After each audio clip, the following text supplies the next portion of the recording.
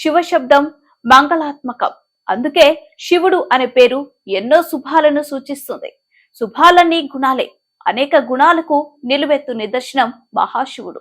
అందుకే ఆయనను లోకమంతా ఆరాధిస్తుంది. ఈ సందర్భంగా మీకు, మీ కుటుంబ సభ్యులకు, బంధుమిత్రులకు, శ్రేయభిలాషులకు, రిపోర్టర్లకు అంకుశం న్యూస్ యాజమాన్యం తరపున మహాశివరాత్రి శుభాకాంక్షలు తెలుపుతున్న వారు మత్స రామలింగారెడ్డి.